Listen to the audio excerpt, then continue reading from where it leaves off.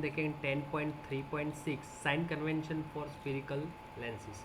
अब देखो ये जो साइन कन्वेंशन है हमने यही साइन कन्वेंशन मिरर में भी देखा हुआ है, स्फेरिकल मिरर में। ओके, तो इसमें और ये जो हमारा जो लेंसेज के जो साइन कन्वेंशन है उसमें कितना डिफरेंट है?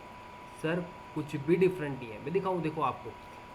For lenses, we follow sign convention similar to the one used for the spherical mirror. देखो यहाँ पे लिखा हुआ है, we apply the rules for the signs of the distance except that the all measurements are taken from the optical center of lenses according to the convention. The focal length of the convex lens is positive and that of the concave lens is negative. देखो यहाँ पे सिर्फ एक change है जो यहाँ पे दिखाया जा रहा है। यहाँ पे क्या चेंज है देख लो आप। The focal length of the convex lens is positive, means focal length of the convex lens कैसा होता है? ऑलवेज पॉजिटिव होता है। और यहाँ पे convex lens is always negative होता है, वो आपको याद रखना है।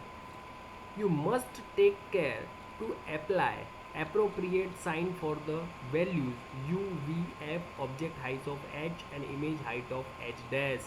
तो मैंने आपको ऑलरेडी ये समझाया हुआ है कि भाई u कैसे लेते हैं, v कैसे लेते हैं, पॉजिटिव कैसे लेते हैं, नेगेटिव कैसे लेते हैं, फोकल लेंथ कैसे लेते हैं, मैंने आपको वो दोनों भी समझाया हुआ है। हाइट कैसे लेते हैं, नेगेटिव होगी या पॉजिटिव होगी, वो भी मैंने आपको दिखाया हुआ है। एच और एच डैश दोनों दिखाया हुआ है। ओके, तो हम इसमें ज़्यादा अंदर डिस्कशन नहीं करेंगे क्योंकि आपको अगर ये समझना है तो प्लीज़ मेरा साइन कन्वेंशन वाला जो स्फेरिकल मिरर के लिए है वो आप देख सकते हैं। अब सेम सिचुएशन देखो यहाँ पे 10.3.7 में lens formula and magnification.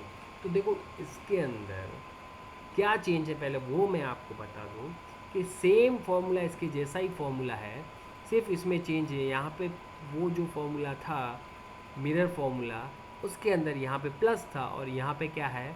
Minus है। बस इतना ही चेंज है, कोई चेंज नहीं है। तो let us B read this.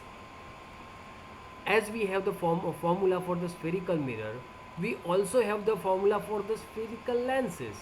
This formula gives the relationship between object and distance, image distance, and the focal length. The lens formula is expressed as this. The lens formula give the above is general and it's valid in the all situations for all spherical lenses.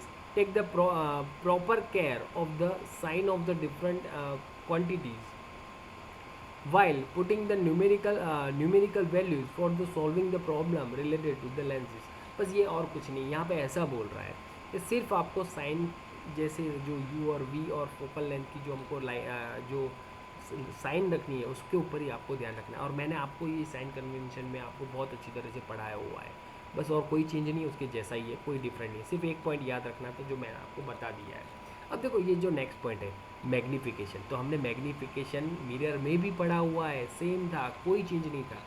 m is equal to height of the image upon height of the object is equal to h dash upon h. पर यहाँ पे जो change है मैं वो आपको बताने जा रहा हूँ कि magnification m is equal to h dash upon h तो हम लिखते थे इज इक्वल टू, यहाँ पे चेंज है, यहाँ पे जो माइनर चेंज है यहाँ पे जो v अपॉन यू दिया हुआ है वो मिरर में हम क्या, स्फेरिकल मिरर में हम क्या करते थे? माइनस वी अपॉन यू लेते थे।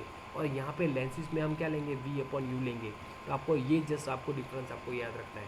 तो यहाँ पे बस इतना ही है, बस ये कॉमन है, सेम मिरर के जैसा ही है। हमको यहाँ पे ज़्यादा डिस्कशन करने की ज़रूरत नहीं है। हम नेक्स्ट न्यूमेरिकल देखेंगे। अगर आपको ये वीडियो पसंद आए तो प्लीज़ लाइक, सब्सक्राइब और अपने फ्रेंड के साथ शेयर करें। Thank you for watching this video.